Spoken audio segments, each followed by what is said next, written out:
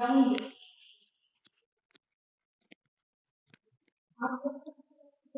हमारा टॉपिक कौन सा है? अर्थ सैटेलाइट। इसके वेलोसिटी कल हमने कर लिया था। आज है अर्थ सैटेलाइट। ठीक है, सैटेलाइट क्या होता है देखो, मैंने लिख दिया था पहले से थोड़ा बहुत कि earth satellite or object revolve around the अर्थ।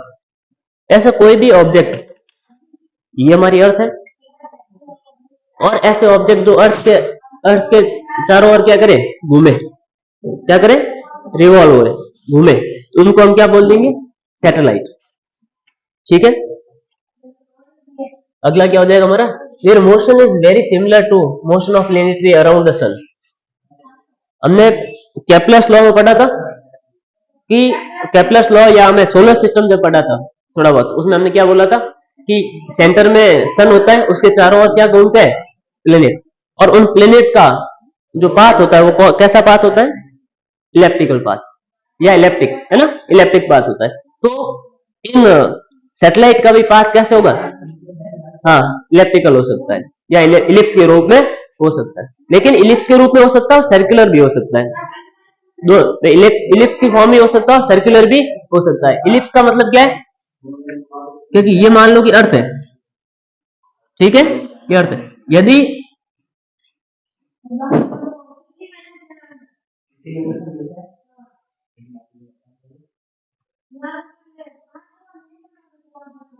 देखो कोई भी ऑब्जेक्ट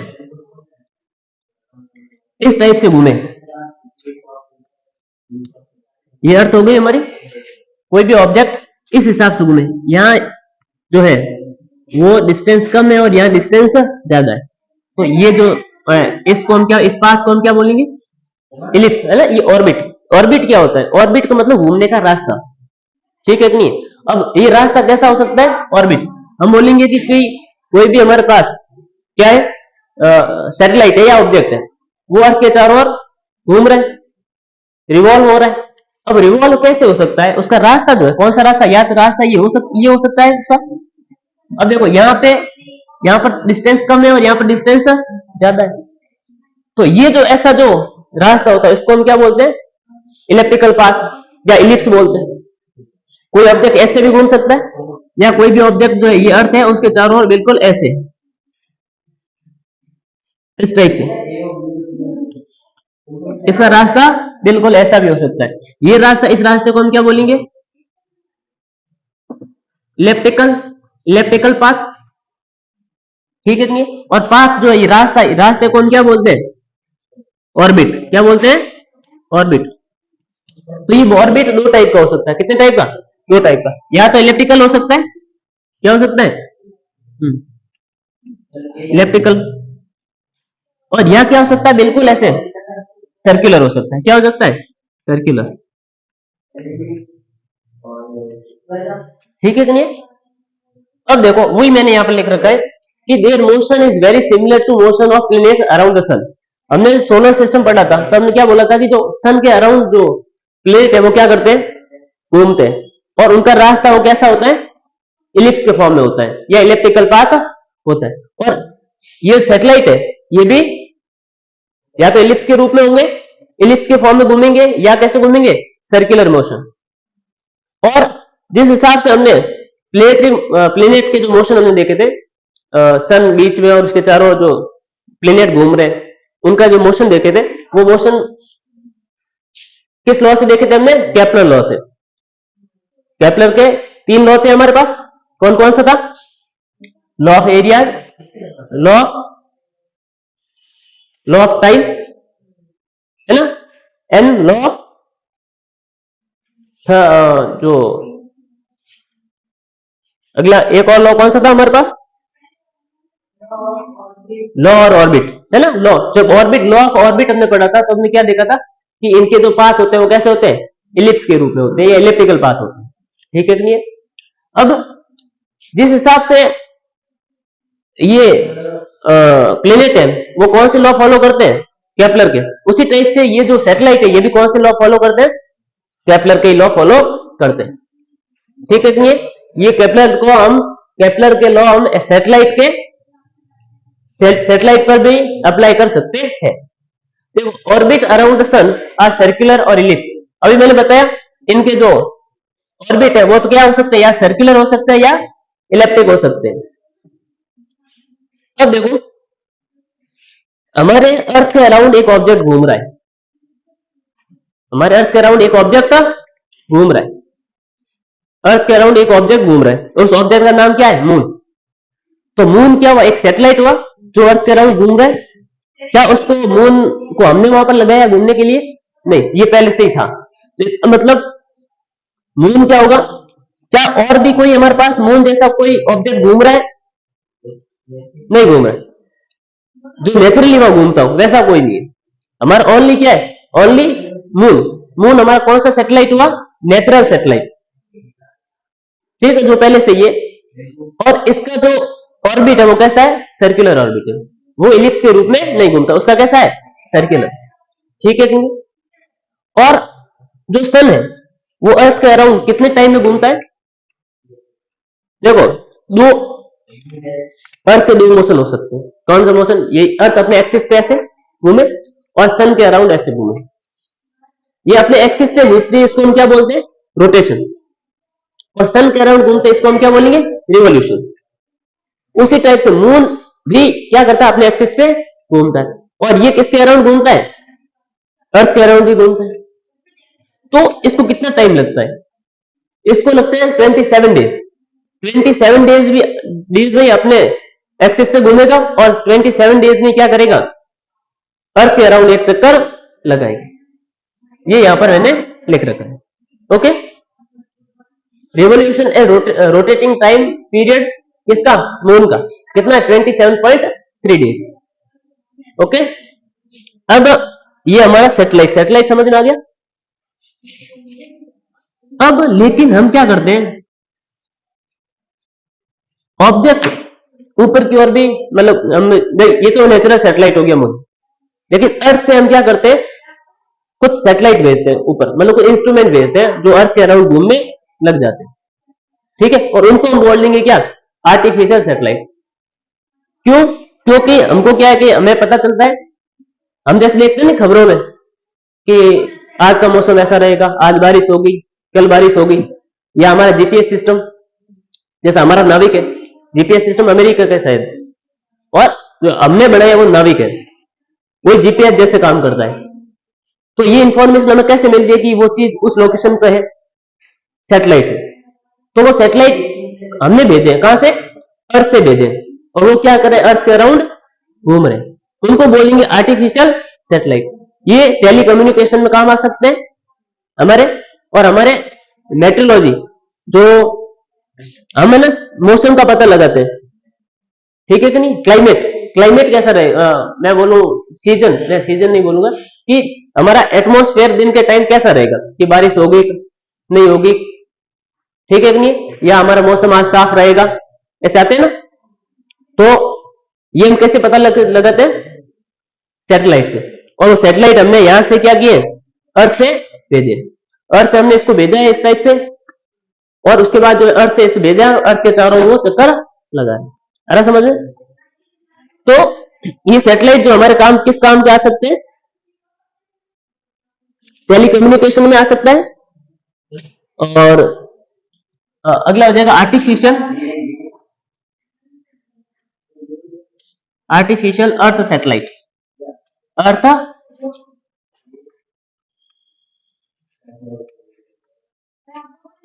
सैटेलाइट, ठीक है, आर्टिफिशियल अर्थ सैटेलाइट। आर्टिफिशियल का मतलब क्या है, मैन मेड, है ना, मैन मेड। मैन मेड का मतलब जो क्या गया, हमने यहां से भेजे। ये हमारे किस काम के आते हैं, टेलीकम्युनिकेशन।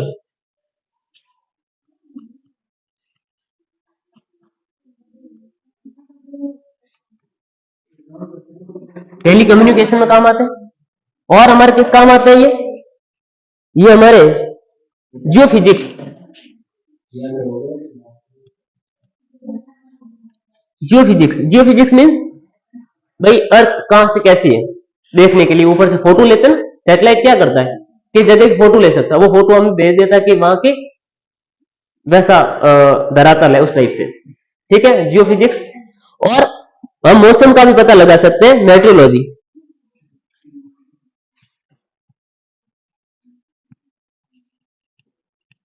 ठीक है कि नहीं? ये तीन या और बहुत सारे इसके क्या हो सकते हैं। हाँ,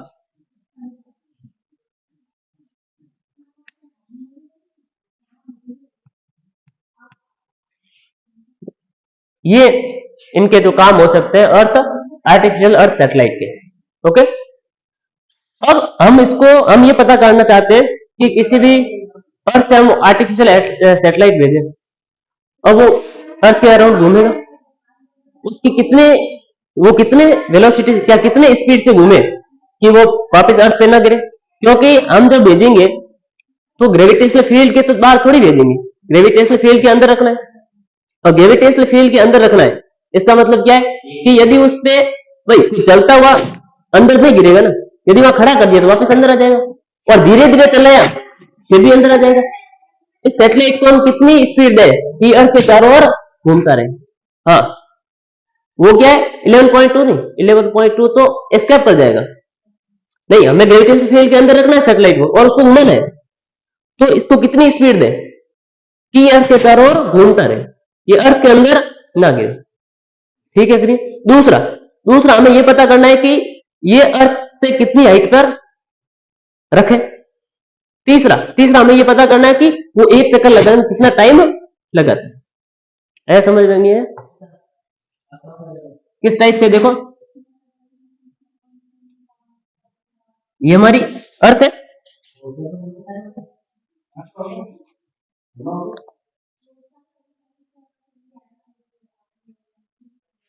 ये हमारी अर्थ है, हम यहां बैठे, हमने किसी सैटेलाइट को, या तो हम क्या करते हैं किसी ऑब्जेक्ट को ऐसे ऊपर फेंकते हैं वापस नीचे आ जाता है, लेकिन हम और किसी को हम ऐसे फेंके तो प्रोजेक्टाइल मोशन के रूप में ऐसे ऊपर जाएगा और नीचे गिर जाएगा।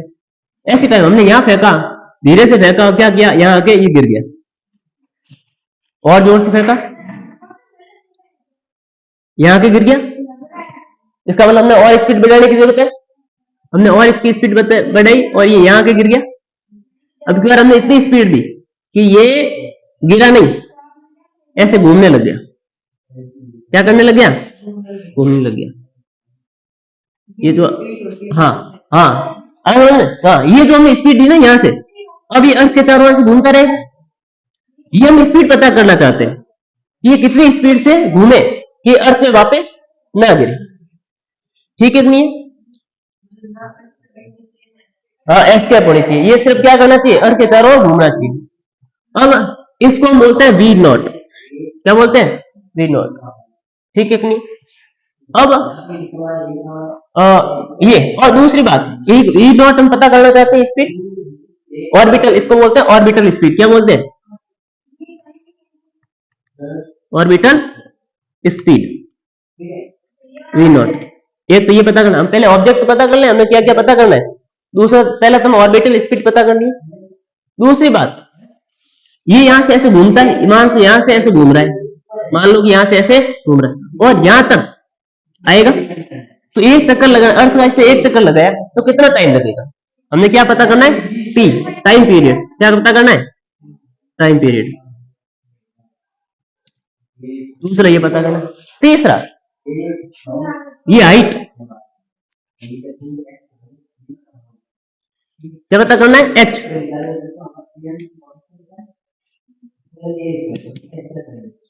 ये तीन हमें चीजें पता करनी है। ठीक है, अब देखो इसको हम शुरू करते हैं। अभी ये मैं हटा दूं, ये पूरा अच्छे से करते हैं यहां से।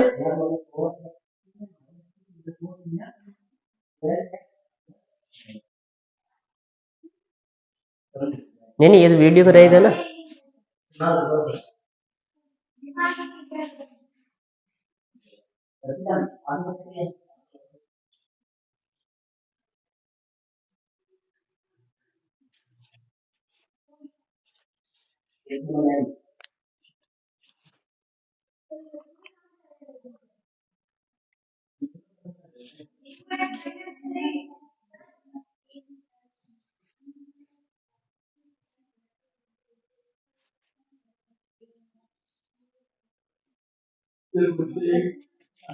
ये हमारी अर्थ है, ठीक है, और इसके चारों ओर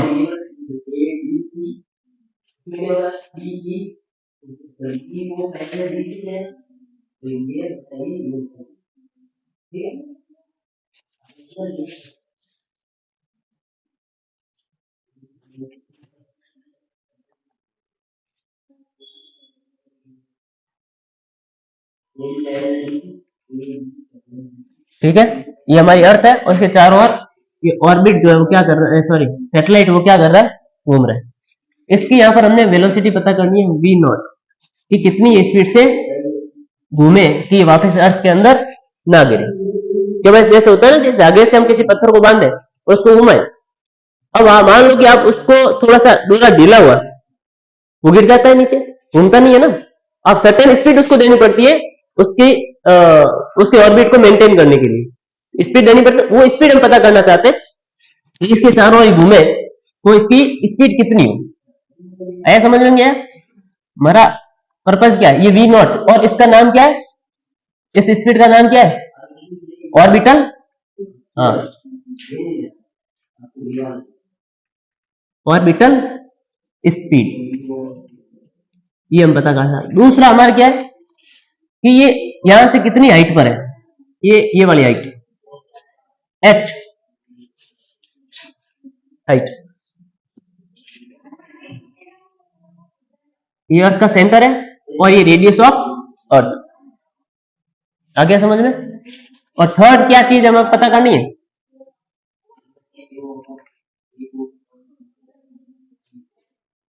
टाइम, एक चक्कर लगाने में उसको कितना टाइम लगा। सेकंड एंड थर्ड है टाइम पीरियड, हाँ टाइम पीरियड, ठीक है, ये हम पता करना चाहते हैं। अब ये इसका क्या है, ये इसका रास्ता है और सैटेलाइट का, इस रास्ते को हम क्या बोलते हैं, ऑर्बिट, ऑर्बिट तो बोलते हैं। और ये इसकी लेंथ कितनी होती है, 2πr। अब देखो हम सबसे पहले पता करते हैं किसका, स्पीड का, ऑर्बिटल स्पीड। देखो ऑर्बिटल स्पीड हम कैसे पता करेंगे, देखो कोई भी चीज क्यों घूमती है, इधर देखो, ये मान लो कि हमने इधर से पत्थर बांधा और इसको ऐसे ऐसे क्या कर रहे हैं, इसको घुमा रहे हैं, इसको ऐसे ऐसे घुमा रहे हैं, मतलब कौन सा मोशन कर ले, कौन सा मोशन है इसका, सर्कुलर मोशन है। अब देखो इसको घुमाएगा कौन, भाई ये तो किधर जाना चाहता है, सीधा जाना चाहता है, लेकिन इसको कौन घुमा रहा है, ये यहां आ गया। क्यों, क्योंकि ये जो है हमारे पास जो ये स्ट्रिंग है, रस्सी है, वो क्या कर रही है, खींच रही है, टेंशन लगा रही है, टेंशन लगा रही है। और वो टेंशन किसके बराबर, अब कोई भी ऑब्जेक्ट सर्कुलर मोशन करता है तो सेंटर की ओर उसके कौन सा फोर्स लगता है, सेंट्रीपिटल फोर्स लगता है। तो इसका मतलब इसके सेंटर की ओर कौन सा फोर्स लगता है, सेंट्रीपिटल फोर्स। सेंट्रीपिटल फोर्स के कारण ये क्या कर रहा है, सर्कुलर मोशन कर रहा है। और वो सेंट्रीपिटल फोर्स कौन प्रोवाइड करा रहा है, स्ट्रिंग का टेंशन। अरे समझ में, ये हमारे पास ऑब्जेक्ट है वो ऐसे घूम रहा है, मतलब सैटेलाइट है वो ऐसे घूम रहा है, अर्थ के सेंटर की ओर एक फोर्स लगता है, लगता है कि नहीं लगता है, अर्थ के सेंटर की ओर फोर्स लगता है, उस फोर्स का नाम क्या है, gravitational force.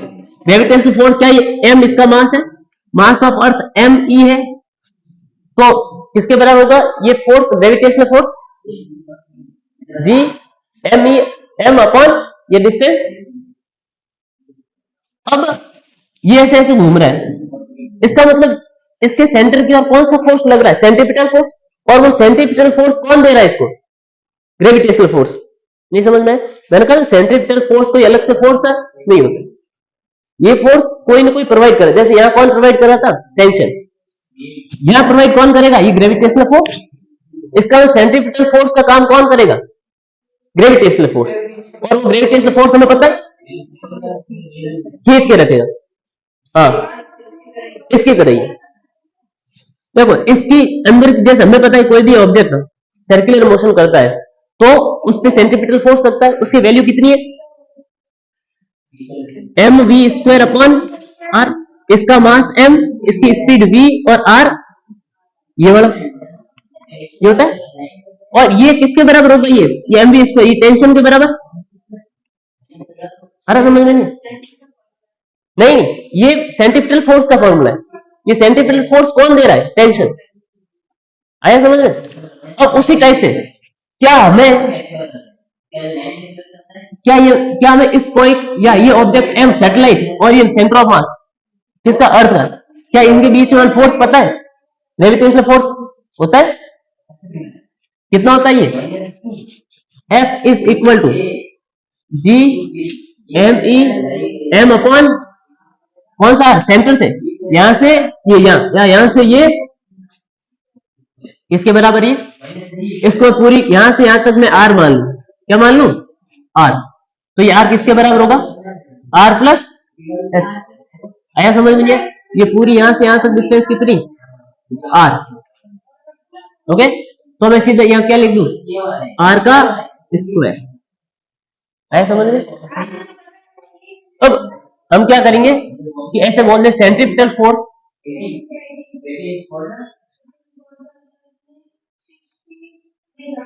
Centripetal force provided by centripetal force provided by gravitational force।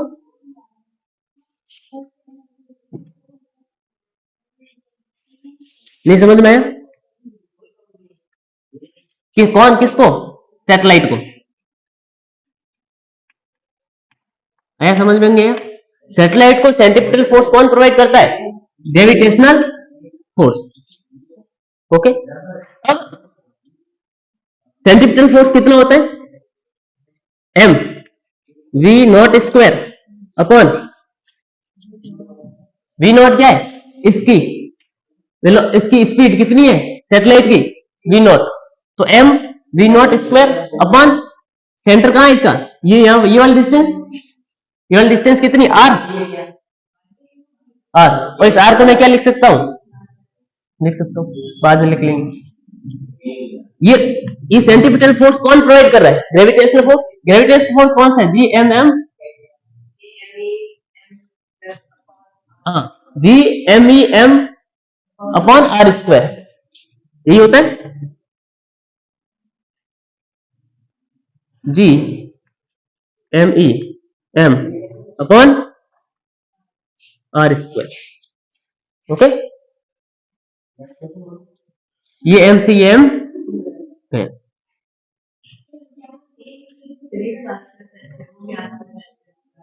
हाँ ये दोनों तो ऐसे लिख देंगे, नीचे कोई नहीं, वी नॉट का square is equal to r plus, नहीं सॉरी ये बड़ा वाला है, आर प्लस एच, और इधर हाँ हाँ ये हो जाएगा G M E r plus h का स्क्वायर। ओके, इसको इधर भेज दो, इसको इधर भेज दो, ये कैंसिल हो जाएगा। तो वी नॉट किसके बराबर हो गया, G M E upon r plus h. ऐसा समझ में नहीं है। और जी वी नॉट किसके बराबर हो गया फिर, root of G M E upon r plus h. हाँ कल से हमें पता है, पहले से। अब देखो, अब यहां लिख दूं मैं, हाँ ये एक चीज हमें पता है, क्या पता है हमें कि जी एम ई किसके बराबर होता है, जी आर स्क्वायर, ये होता है। अब देखो ये मैं लिखता हूं वी नॉट ऑर्बिटल, ई क्या है, ऑर्बिटल स्पीड, ठीक है कि नहीं। V not is equal to क्या हो जाएगा, root of g r square upon r plus h. ऐसा समझ लेंगे। अब ये देखो, यदि कोई सैटेलाइट अर्थ के नियर है, देखो इधर कोई सैटेलाइट अर्थ के पास में, तो अर्थ के पास में तो क्या ये आर जो है कितना बड़ा होता है, मान लो 20,000 किलोमीटर या 10,000 किलोमीटर ऊपर है ऑर्बिट, 10,000, ठीक है, या 10,000 नहीं, सॉरी वो तो बहुत ज्यादा हो जाएगा, मान लो कि 1,000 किलोमीटर है या 500 किलोमीटर ऊपर है या 200 किलोमीटर ऊपर है।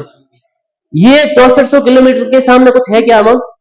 कोई ज्यादा अमाउंट नहीं, या 100 किलोमीटर है, 6400 किलोमीटर के आगे ये कोई एच ऊंचाई कोई ज्यादा नहीं, तो इसको एच को हम क्या कर सकते हैं, नेग्लेक्ट कर सकते हैं। नियर सरफेस क्या लिखो, नियर सरफेस, सरफेस के नियर ही होते हैं, ज्यादा ऊपर थोड़ी है, 200 किलोमीटर 600 किलोमीटर, हाँ या हाँ, फिर उसके लिए एच का फॉर्मूला लगा देंगे, लेकिन पास में है उनके लिए तो एच नेग्लेक्ट कर सकते हैं ना भाई, कोई 3600 किलोमीटर तो उसके लिए तो एच रखना पड़ेगा हमें, ठीक है कि नहीं, लेकिन 100 किलोमीटर है या 200 किलोमीटर है उसके लिए ज्यादा कोई एच मायने नहीं रखता, तो एच को हम क्या कर सकते हैं, नेग्लेक्ट कर सकते हैं। Near surface H can be,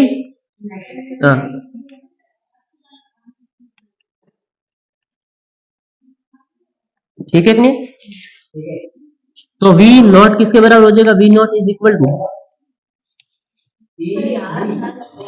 हाँ कट जाएगा, फिर एच ही हट जाएगा भाई, एच 0 हो गया तो आर से आर ये कट गया, तो क्या रह गया ओनली जी आर, बस।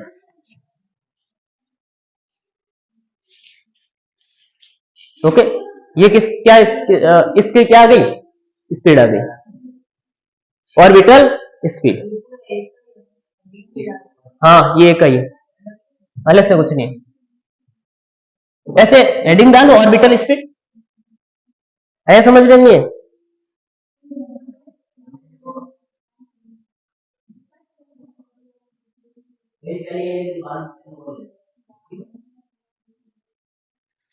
ओके। अब दूसरा,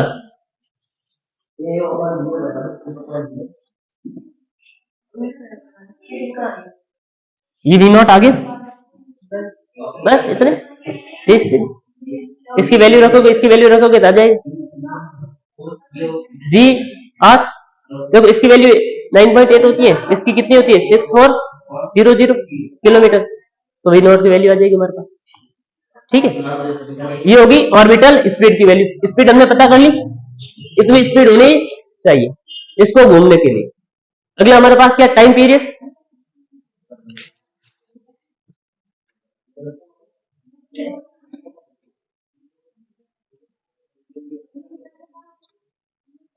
टी, ठीक है कि नहीं। अब पता है स्पीड इज इक्वल टू क्या होता है, डिस्टेंस अपॉन टाइम होता है, तो टाइम क्या हो जाएगा, टाइम इज इक्वल टू, हाँ डिस्टेंस अपॉन, हाँ टाइम इधर आ जाएगा तो स्पीड नीचे आ जाएगी ना, ओके। ये टाइम क्या है, T,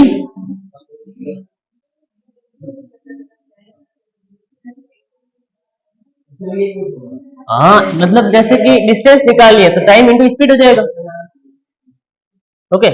time, time is equal to क्या होगा, अब डिस्टेंस कितनी है, डिस्टेंस भाई ये बताओ, ये डिस्टेंस कितनी है, 2 पाई आर, 2 पाई आर ही होगा ना, हाँ 2 पाई आर, 2 पाई आर कौन सा, ये वाला, तो ये क्या are plus H,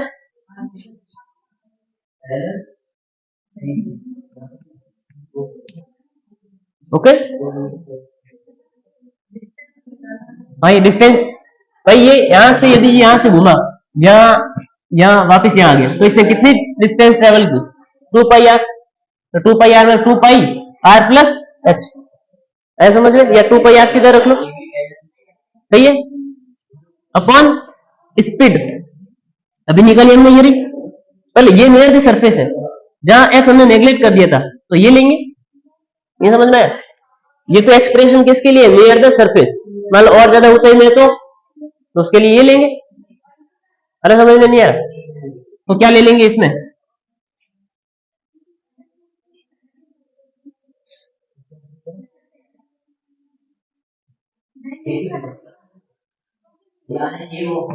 root of g r square upon, या ये ले लेते हैं ना, ये ठीक रहेगा, ये ले लेते हैं, ये ठीक है कि नहीं, ये ले लेते हैं।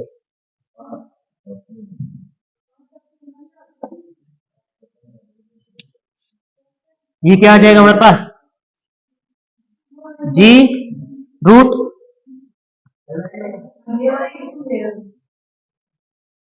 क्योंकि एक बात हमें पता है, जैसे जैसे हाइट पे जाएंगे तो जी की वैल्यू क्या हो जाएगी? डिक्रीज होगी। जी की वैल्यू क्या होगी?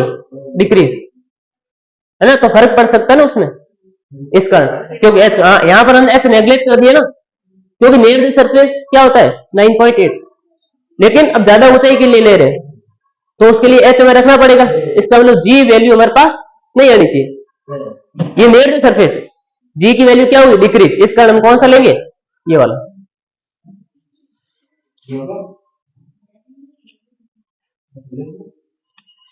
जी M E upon r plus H.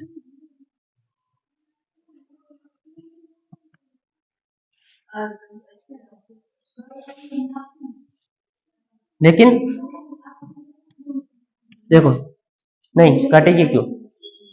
अब देखो, ये रूट वाली टर्म आ गई, है ना, रूट वाली, और इधर रूट है नहीं। हम नहीं चाहते कि हमारे एक्सप्रेशन में कोई रूट आए, तो इसका क्या कर दो? स्क्वायर, ठीक है। तो क्या हो जाएगा? टी का स्क्वायर इज इक्वल टू 2 पाई का कितना हो जाएगा? 4 पाई का स्क्वायर। नहीं समझ में भाई? इसका स्क्वायर किया तो इस पूरी टर्म को भी हमें स्क्वायर करना पड़ेगा, नहीं आया समझ में? हाँ, तो ये कितना है? 2 का कितना हो जाएगा? 4, और पाई का, हाँ 2 का 4 पाई का स्क्वायर, 4 पाई स्क्वायर, ये कितना हो जाएगा? हाँ, आर प्लस एच का स्क्वायर, ओके। अपॉन इधर से रूट हट जाएगा, G M E upon r plus h, नीचे वाले रूट है ना, रूट हट गया। इसको स्क्वायर, रूट क्या होता है? हाफ तो होता है, रूट का मतलब हाफ होता है। भाई हाफ को स्क्वायर करोगे, मान लो मेरे पास ये जी का स्क्वायर एक इंटू ये रूट का हाफ, मान लो रूट का ये जी रूट था, ऐसा था, मान लो ऐसा कुछ है, तो रूट हटाएंगे तो क्या मिलेगा हमें? जी हाफ इंटू इसका स्क्वायर करेंगे, ये लॉस चला जाएगा ना, ये टर्म रहेगी। अरे इधर देखो, ये पूरा रूट है, यहाँ पे स्क्वायर नहीं है, यहाँ रूट है, और ये क्वांटिटी वैसी की वैसी है। इसको मैंने किया स्क्वायर, तो इस पूरी टर्म को मैंने क्या करना पड़ेगा? स्क्वायर करना पड़ेगा, नहीं आया समझ में? 2 को हो जाएगा 4 पाई का स्क्वायर आर प्लस एच का स्क्वायर। अब क्या रूट, अब रूट तो हट जाएगा ना, इसका पूरा स्क्वायर करेंगे तो अभी मैंने बताया कि स्क्वायर करेंगे तो रूट हट जाएगा, बाकी तो टर्म पूरी आ जाएगी, नहीं आया समझ में? हाँ, अब क्या करो, ये जो है आर प्लस एच कहां चला जाएगा? ऊपर, तो टी स्क्वायर क्या आ जाएगा? 4 pi square r plus h का क्यूब अपॉन में जी एम ई, आया समझ? अब आर प्लस एच क्या है? आर छोटा वाला, कौन सा रफ कर दू?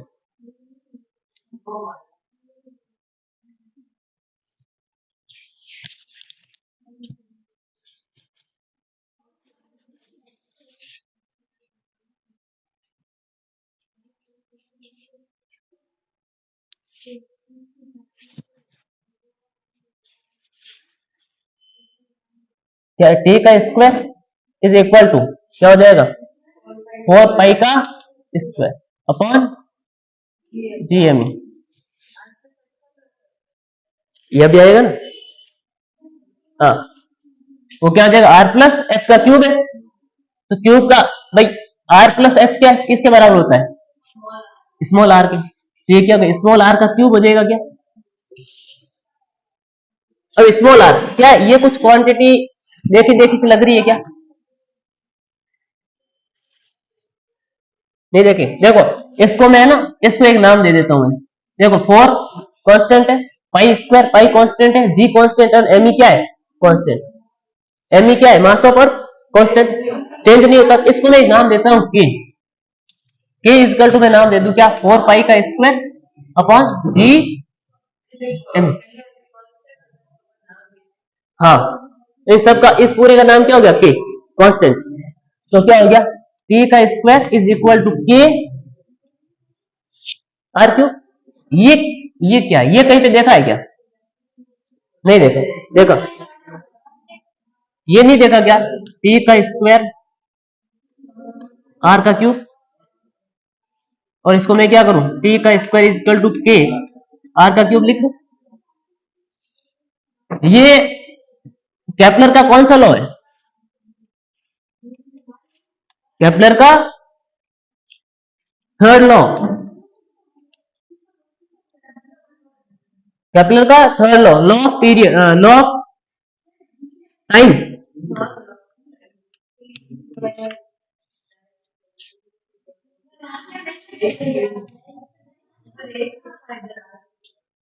है समझ में? हाँ, ओके। अब देखो, ये हमारे पास टाइम। अब ये जो टाइम, मान लो कि कोई ऑर्बिट, कोई भी सैटेलाइट, सॉरी कोई भी सैटेलाइट अर्थ के नजदीक है। कहां है? अर्थ के नजदीक है, ठीक है कि नहीं? तो क्या होगा?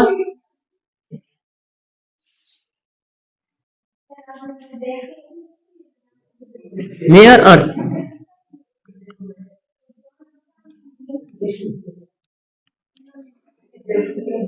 टाइम पीरियड, ठीक है। अब देखो, ये तो हमने क्या किया है? ये थर्ड लॉ के लिए गया हम। देखो, ये आर का वैल्यू हमने क्यों रखी है? थर्ड लॉ, थर्ड लॉ हम प्रूव कर पाए इस कारण हमने लिखी है। लेकिन हमारा एक्चुअल फॉर्मूला क्या है? ये वाला, ठीक है कि नहीं?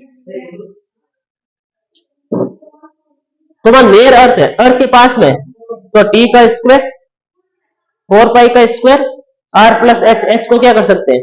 नेग्लेक्ट कर सकते हैं। और जी एम का जी एम। आया समझ में? नहीं है? और जी एम को जी आर स्क्वायर लिख सकते हैं, लिख सकते हैं ना? तो टी का square is equal to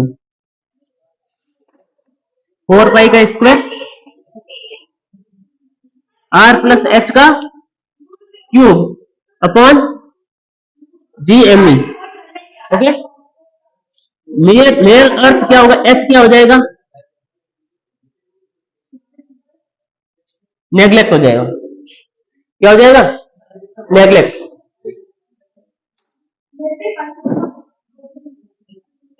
T square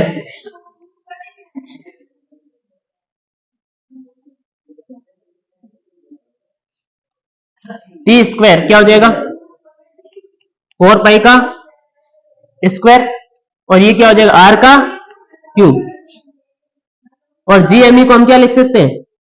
ji are का स्क्वायर हो जाएगा।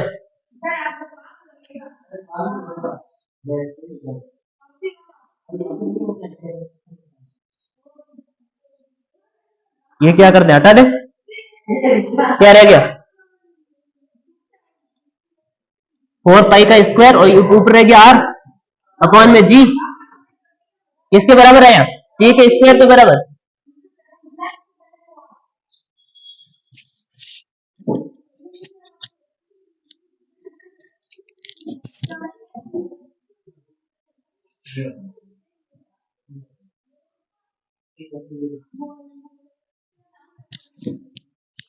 हाँ, क्या आ गया हमारे पास? ये आ गया। अब देखो, टी किसके बराबर होगा बताओ? 4 पाई का कितना स्क्वायर हटा दू, ये कितना हो जाएगा? 2। ये कितना हो जाएगा? पाई। ये 2 हो जाएगा, ये क्या हो जाएगा? पाई। और ये दोनों क्या आ जाएंगे? रूट में। नहीं आया समझ में? वापस देखो, टी का स्क्वायर, इधर से स्क्वायर हटाएंगे तो इसका क्या हो जाएगा, इसका स्क्वायर 2, इसका मतलब 2 का स्क्वायर 4 होता है ना, तो 2, यहां से पाई से क्या हो जाएगा भाई, इधर स्क्वायर है तो इधर का स्क्वायर हट जाएगा, पाई का स्क्वायर हट जाएगा, 4 का कितना हो जाएगा 2, भाई 2 का स्क्वायर 4 होता है ना, आर का स्क्वायर कुछ नहीं तो ये रूट में आ गया, और जी भी क्या आ गया रूट में, तो क्या आ गया टी इज इक्वल टू 2 पाई, हाँ 2 पाई अपॉन में क्या आ गया, ये रूट में क्या आ गया आर अपॉन, नहीं आया क्या समझ में, कहां से ये वाला, अब देखो हमारे पास क्या है कि अर्थ के पास में एच को नेग्लेक्ट कर सकते हैं, हमारे पास टाइम पीरियड क्या है टी का स्क्वायर 4 पाई का स्क्वायर आर प्लस एच का क्यूब ये है, और अपॉन जी एम आया, ये तो समझ में आ गया था ना ऊपर, यहां से प्रॉब्लम आ रही है, अब देखो टी स्क्वायर हमारे पास ये आया, टी क्यों ले लिया, कांस्टेंट है इसका हमने के लिया, इसका कोई पर्पज नहीं कि ऐसे ले लिया, क्योंकि मेरे को ये बताना था केपलर के नियम में ये नहीं आता ना, ये नहीं आता, तो मैंने बता दिया कि कांस्टेंट चीज है, कांस्टेंट है तो इस पे जो है टाइम डिपेंड नहीं एक तरीके से नहीं करेगा, कि कांस्टेंट है ना, डिपेंड ओनली किस पे करेगा आर पे, तो आर बढ़ेगा टाइम है बढ़ेगा, अरे समझ में नहीं है, याद है,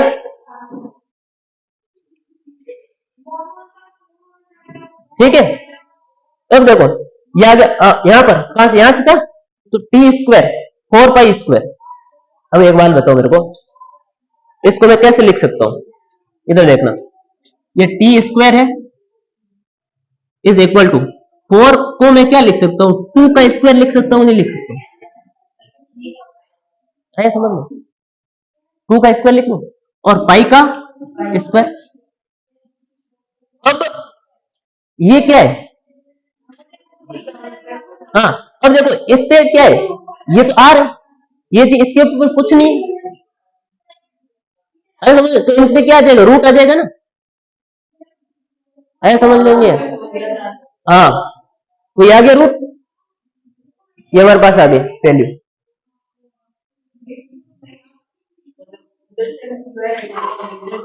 हाँ हाँ मान लो इसको मैं लिखूं आर अपॉन जी, ठीक है, इसको रूट कर दूं और इसका स्क्वायर कर दूं, ऐसा रखो आर अपॉन जी, इसका मैंने स्क्वायर, अब इसकी वैल्यू कितनी आएगी मेरे को बताओ, आर अपॉन जी आएगी ना,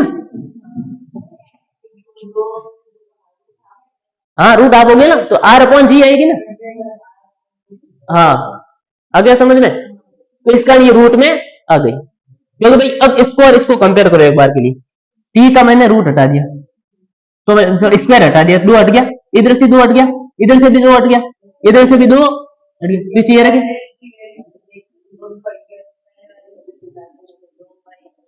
हाँ आर अपॉन जी को मैं ऐसे लिख सकता हूँ ना, लिख सकता हूँ, अब मैंने स्क्वायर को हटा दिया तो ये रह गया पीछे, ये क्या आ गया हमारे पास, हाँ टाइम, क्या near the earth, earth earth surface के नियर, अब ये जो वैल्यू आती है हमारे पास लगभग नियर द अर्थ जो होता है ना स्पीड, अब क्या रहेगी हमारे एच हाइट रहेगी, हाइट रहेगी है ना, एक बार देखना इधर, भाई हम कैलकुलेट कर सकते हैं नहीं कर सकते, देखो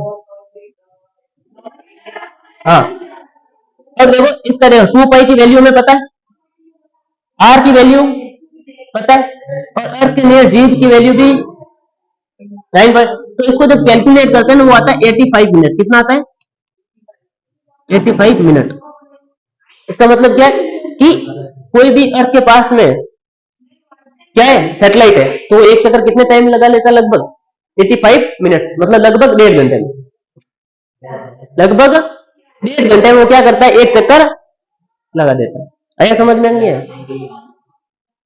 ये दोनों आ गई, दो ही दे रखा है इसमें अपने, तो जो किताब है ना वो 2 ही दे रखे हैं, ये टाइम और हाइट पता कर लेते हैं, और ये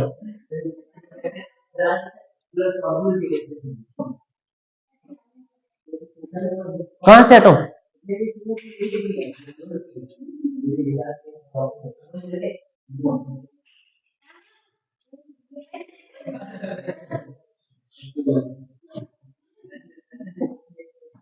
अब देखो एक बात है,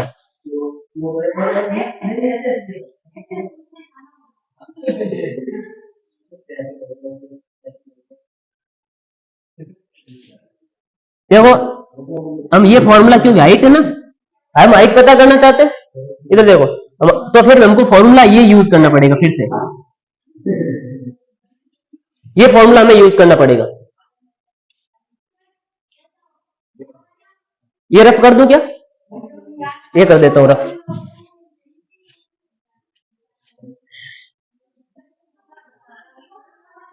एक मिनट,